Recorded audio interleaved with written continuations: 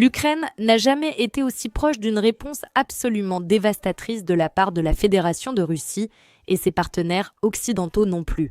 2 navires appartenant soi-disant à la flotte fantôme de la Fédération de Russie ont été attaqués au large des côtes turques à 52 000 nautiques de celle-ci. En particulier, il s'agit du Kairos et du Virat, contre lesquels des drones marins ukrainiens ont directement frappé. Les navires naviguaient sous pavillon gambien. Donc théoriquement, ils n'avaient pas grand-chose à voir avec la Fédération de Russie. Même si c'était le cas, ce sont 2 cibles civiles. C'est un fait qui change énormément de choses, aussi bien dans le cadre de l'opération militaire spéciale qu'en général sur la scène internationale. Cela crée un précédent extrêmement dangereux qui, en fait, pourrait finir par se retourner contre l'Ukraine ainsi que contre l'ensemble de l'OTAN. Parce que, bien sûr, la Fédération de Russie n'aura pas à répondre et elle a vraiment la tâche très facile.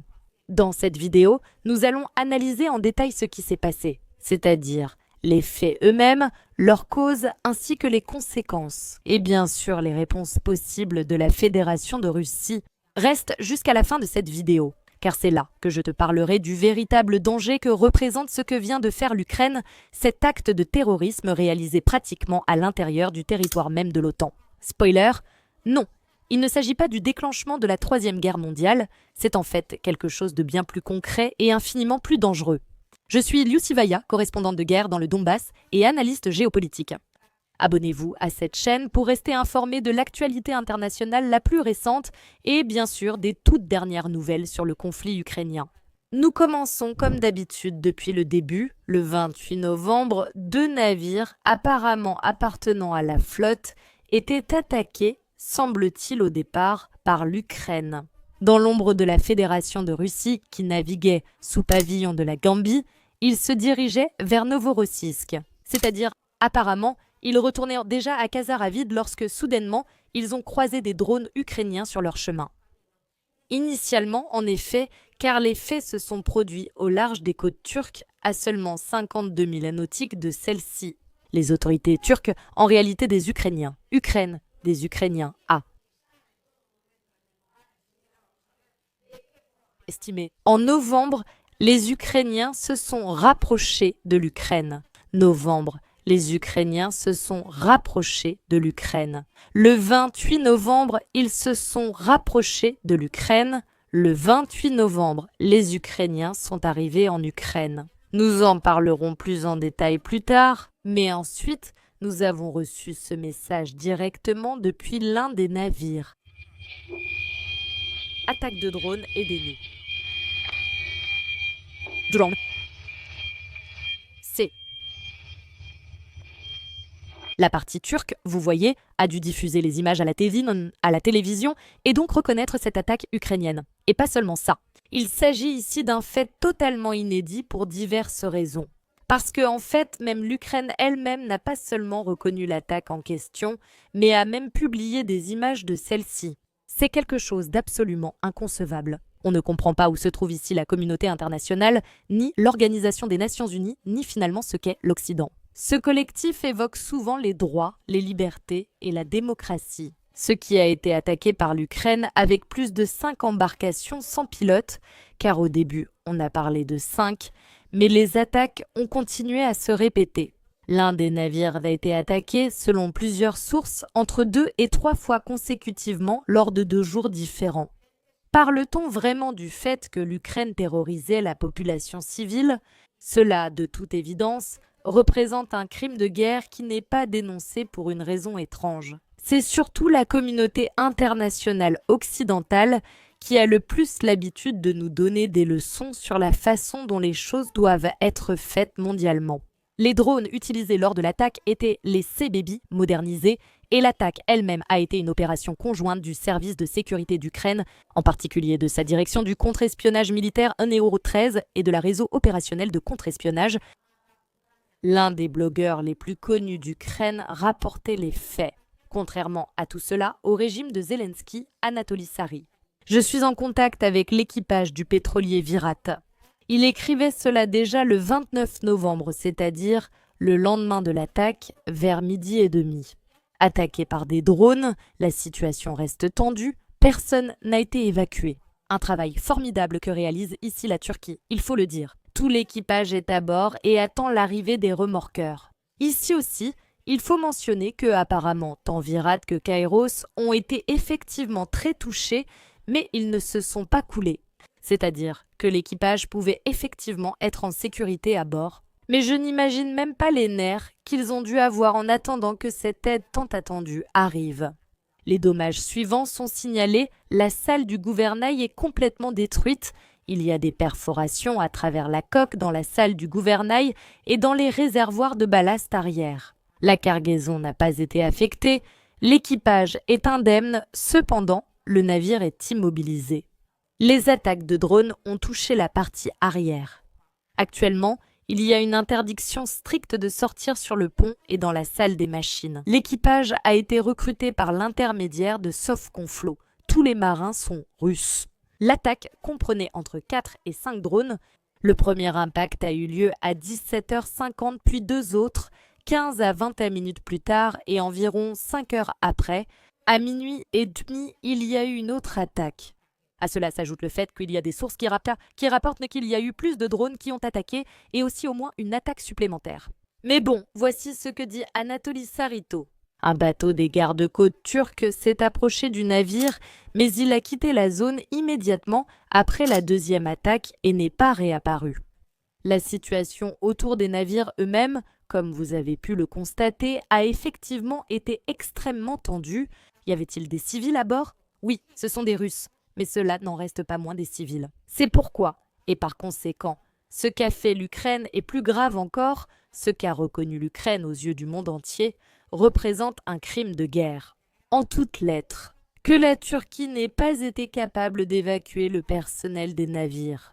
Cela en dit long aussi sur les services d'urgence de ce pays. Comment ont-ils agi à tout moment? Au début, ils ont essayé de faire croire qu'il ne s'agissait pas d'une attaque de drone, puis ils ont dû reconnaître la vérité. Cela en dit aussi beaucoup sur les services médiatiques à l'intérieur du pays. Et ici, nous allons encore citer la Turquie, plus proche du football dans cette vidéo. Juste au moment où nous devrons parler des réactions possibles de la Fédération de Russie. Parce qu'avec la Turquie, il y a déjà eu un précédent qui pourrait finir par lui arriver. Ici, on ignore à qui cela pourrait arriver, à l'Ukraine ou au Royaume-Uni. Quand il s'agit de parler de responsabilité, il est absolument nécessaire de regarder vers l'Occident. Le Royaume-Uni a été récemment très silencieux concernant tout ce tumulte autour des négociations et des 28 points de Donald Trump, que l'Ukraine, d'ailleurs, n'a toujours pas accepté. Le jour de Thanksgiving est déjà passé et il se trouve que Donald Trump est resté à attendre. Comme lors des dernières tentatives de négociation avec la Russie et l'Ukraine, en Ukraine, la situation sur le front se détériore. Impossible. Pourtant, il refuse toujours de signer ce que le régime de Kiev attend soi-disant. Et ici très inquiète, vraiment très inquiète.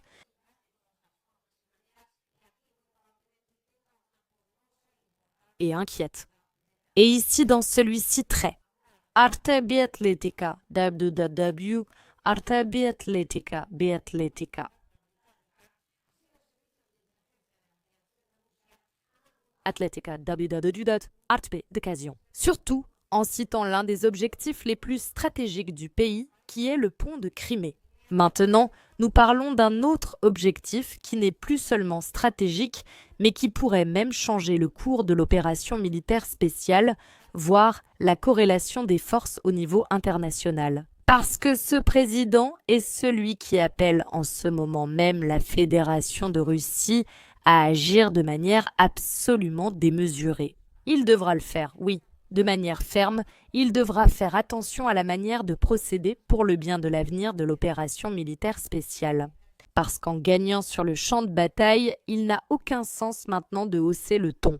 Mais sans aucun doute, si cette attaque ne reçoit pas la réponse définitive de la part de la Russie, qu'elle enlève à l'Occident l'envie de recommencer à jouer avec la population civile de ce pays et avec la population civile en général, en utilisant les personnes comme de simples outils au moment d'influencer d'autres puissances dans les guerres que, en fait, l'Occident lui-même a déclenchées et financées. Je crains fort que ces attaques ne fassent que s'intensifier, surtout maintenant que l'Ukraine traverse ses moments les plus difficiles. Autant sur le plan politique, avec ces affaires de corruption qui ont déjà en fait mis fin à la carrière politique du numéro 2 de Vladimir Zelensky, que bien sûr sur le plan militaire, la majeure partie du front ukrainien s'effondre, pratiquement en ce moment même en direct. Cela dit, à cette attaque contre les navires Kairo-Sibirad menée par l'Ukraine, il faudrait également ajouter une autre provocation qui a eu lieu. Cette fois, non seulement contre la Fédération de Russie, même si cela pourrait en donner l'impression, mais aussi contre certains partenaires occidentaux de l'Ukraine et, en fait, contre l'un des partenaires supposés les plus importants de ce pays. Ainsi, par le biais d'une autre attaque de vedettes sans pilote menée par l'Ukraine contre les côtes de Navarre. 6. Le consortium de l'oléoduc de la Caspienne a-t-il été endommagé? Un objectif absolument stratégique, responsable de jusqu'à 80% des exportations de pétrole, oui, mais pas de la Fédération de Russie, mais du Kazakhstan, dans cet objectif, je le répète, stratégique au plus haut point. Participation russe, bien sûr, kazakh, également celle des États-Unis et aussi de certaines entreprises d'Europe de l'Est. C'est-à-dire en l'attaquant, et ce n'était pas vraiment la première fois. L'Ukraine énerve de plus en plus ceux qui, en fait, jusqu'à récemment, étaient là pour soutenir ce pays. Sur le plan militaire, l'attaque elle-même semble être presque désespérée. C'est-à-dire, au cas où ce qui s'est passé avec les navires ne vous aurait pas suffi. Nous avons encore cette autre pièce pour voir si tout explose. Et c'est ici que nous arrivons, précisément à la partie des causes.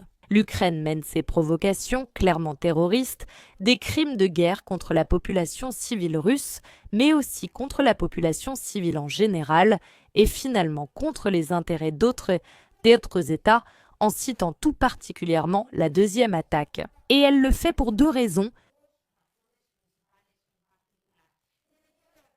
Avec ce qui se passe en ce moment même sur le champ de bataille, où la Fédération de Russie progresse non seulement dans la région de Donetsk, où elle a déjà complètement encerclé cette agglomération de Pakrovsk, Mirnograd, ou comme on l'appelle en Russie, Krasnarmysk et Dimitrov. Mais maintenant, les avancées les plus inattendues et significatives se produisent également sur le front de Zaporijia, où la Russie est déjà entrée dans Guilepol, une localité qui précède à son tour celle d'Areja. Ce sont deux centres logistiques d'une importance capitale qui mènent à la Fédération de Russie directement à la capitale de la région de Zaporijia, qu'elle a déjà intégrée dans sa constitution, à savoir la ville même de Zaporijia. Nous devons aussi signaler des avancées sur d'autres fronts, comme à Kharkov, où Kupiansk-Vuchansk est désormais contrôlé à 86% par la Fédération de Russie. Combats à Seversk et à Liman. En revenant sur le front de Donetsk, c'est l'ensemble du front ukrainien. On a commencé, cette fois pour de bon, à le fissurer de manière absolument définitive. Très probablement, après la campagne d'automne-hiver, il n'y aura pas de retour en arrière. Cela, ils le savent en Ukraine et ils le savent aussi en Occident. D'une part, ils ont essayé d'y remédier par des moyens civils ou diplomatiques avec cet accord de paix proposé directement par la Maison-Blanche et que l'Ukraine n'a pas encore confirmé. D'autre part, bien sûr, ils essaient d'accentuer la tension et de tout mener vers une guerre totale. Parce qu'une fois que cela éclatera, le régime de Kiev n'aura même plus à se soucier de demander de l'aide à l'OTAN, de façon constante, puisque l'Alliance Atlantique elle-même s'impliquera directement et pleinement dans ce conflit, ni non plus des cas de corruption qui frappent actuellement le gouvernement de Zelensky, au point d'avoir dû démettre plusieurs ministres qui, à ce moment-là, avaient déjà fui le pays. La situation est allée jusqu'à des perquisitions au domicile du numéro 2 de Vladimir Zelensky, qui n'est plus non plus en fonction. On ne peut pas cacher le soleil d'un doigt. Donc toute personne prête à réfléchir, même un tout petit peu, dispose ici de toutes les informations nécessaires pour tirer elle-même les conclusions qui s'imposent. L'Ukraine ne souhaite évidemment pas que ces négociations avec la Fédération de Russie et théoriquement avec les États-Unis aient lieu. L'Ukraine exige, ou peut-être que ce n'est pas le souhait du partenaire privilégié de ce pays, qui n'est pas les États-Unis, mais en réalité le Royaume-Uni, et qui a encore énormément d'intérêt dans cette affaire. La guerre doit continuer, et pour cela, il faut faire tout ce qu'il faut, même commettre des crimes de guerre, oui, si nécessaire aussi. Il faut surtout mentionner la réaction des États-Unis qui, sans rien dire à l'Ukraine, semblent vouloir profiter de la situation pour ce qui les intéresse, c'est-à-dire pour faire ce qui les arrange. Donald Trump a déjà annoncé la fermeture de l'espace aérien autour du Venezuela. Allons, ce n'est pas comme si l'attention s'était portée exprès sur le conflit ukrainien. Encore une fois, il agit au Venezuela comme il le souhaite grâce aux bases militaires installées dans la région. Quoi qu'il en soit, et quelle que soit la réaction des États-Unis ou de la Russie, s'il doit le faire, il vaut mieux qu'il le fasse de manière absolument ferme, claire et définitive. Parce que sinon, l'Ukraine risque de répéter cette attaque autant de fois que nécessaire jusqu'à obtenir exactement ce qu'elle veut, c'est-à-dire faire monter la tension jusqu'à ce qu'il ne soit plus possible de revenir en arrière. Pour aucun des pays impliqués dans ce conflit, les possibilités de réaction de la Russie qui s'offrent à nous ne sont minimes. 3. Une beaucoup plus immédiate qui en fait a déjà commencé à être mise en œuvre cette nuit même. Il est très probable que cela continue encore pendant quelques nuits de plus. Des attaques historiques contre la ville de Kiev, contre la région de Kiev en particulier, c'est-à-dire en mettant en avant la région où se trouve précisément ce régime de Zelensky qui a ordonné l'attaque contre Kairos et Virat.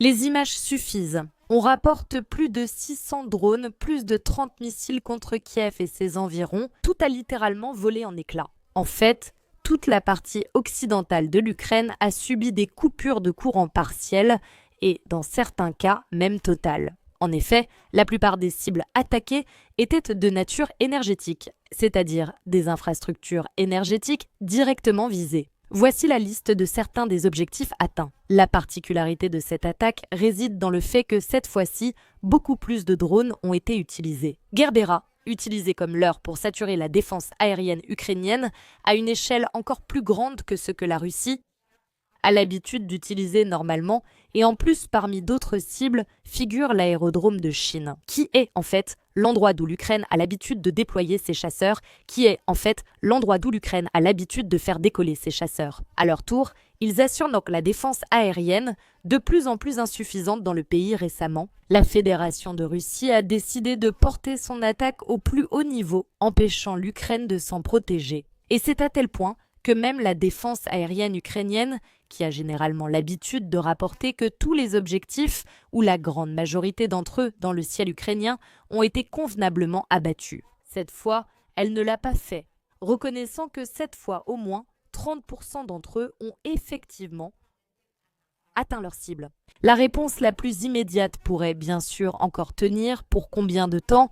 On ne sait pas, 1 semaine, 2, 3 peut-être. Mais à cela, nous devons ajouter une réponse à moyen ou long terme, selon le moment où la Russie jugera opportun d'agir, qui difficilement ira directement contre la flotte ou la marine ukrainienne, mais très probablement contre les partenaires occidentaux qui ont rendu cette attaque possible. Contre 2 d'entre eux, oui, en particulier, nous parlons de la flotte britannique. Il existe des sources russes qui, en fait, confirme que ces attaques ne seraient pas du tout difficiles à coordonner. Le précédent ici a déjà été établi par la Turquie, mais pas avec des navires, plutôt avec des chasseurs en particulier. Le 19 juillet 2016, la Turquie a abattu sur le territoire syrien un chasseur appartenant à la Fédération de Russie. À l'époque, le prétexte avancé était que le chasseur avait violé l'espace aérien turc. Les Russes n'ont rien dit, n'est-ce pas? Quelque temps plus tard, une vedette de patrouille turque a été attaquée. C'était l'œuvre d'un groupe absolument brillant des forces spéciales de la Fédération de Russie. Aucune action n'est alors restée sans réponse. Il est peu probable qu'il en soit autrement en ce moment non plus. Les navires britanniques, ajoutant des sources russes, sont extrêmement faciles à suivre. Et si l'attaque n'est pas menée de manière directe, parce qu'en effet, personne ne va prendre ce risque. D'autres pays pourraient être utilisés, par exemple la Somalie, l'Érythrée ou le Yémen, au large desquels ces navires, en fait, naviguent assez souvent. Oui, en effet, Personne ne devrait ignorer les Houthis. La troisième réaction serait plutôt internationale, et ici c'est surtout à l'Organisation des Nations Unies d'agir directement, plus qu'à la Russie. Et c'est pourquoi nous allons la placer plus près du groupe de ce qui est absolument invraisemblable.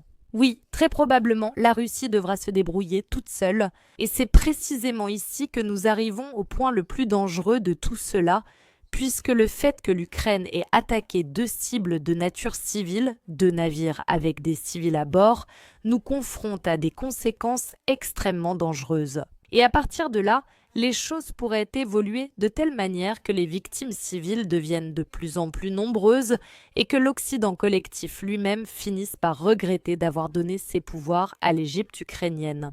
À savoir, 3 possibilités ici aussi. Premièrement, l'Ukraine pourrait continuer à jouer, c'est-à-dire, si elle ne reçoit pas une réponse vraiment ferme et forte, elle se sentira totalement impunie pour attaquer les cibles qu'elle souhaite.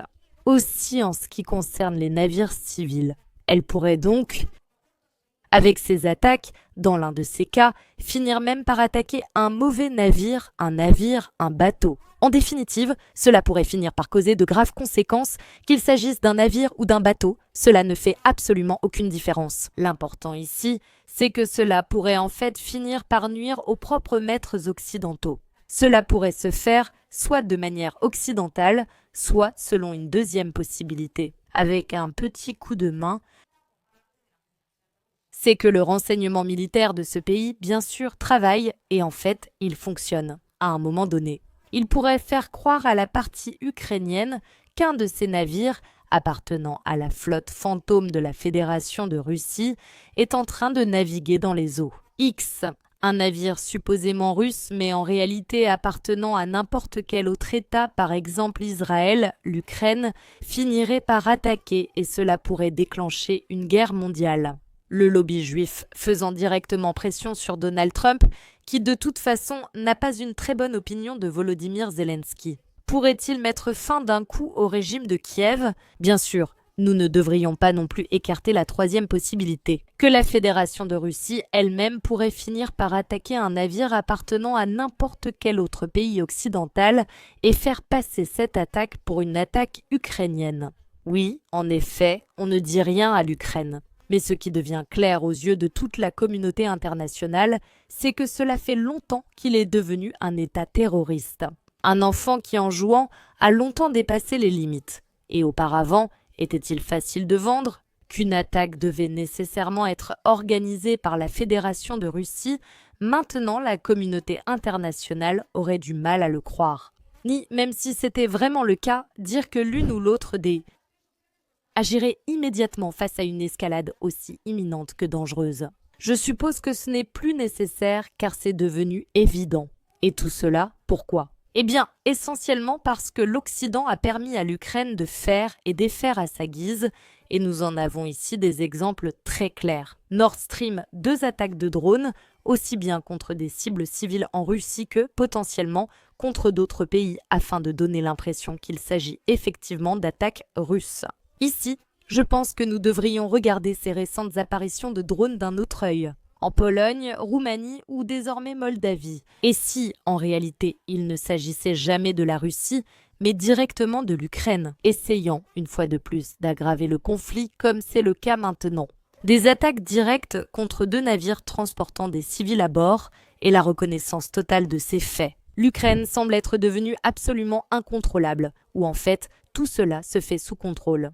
Impunité ou coordination. L'Occident collectif ferme simplement les yeux sur les attaques terroristes menées par l'Ukraine ou directement y participe directement à celle-ci. Mais attention, quelle que soit la réponse, la seule vérité ici est que l'Ukraine, depuis très longtemps, est devenue un véritable monstre. En fait, un monstre déjà absolument incontrôlable et totalement hors de contrôle.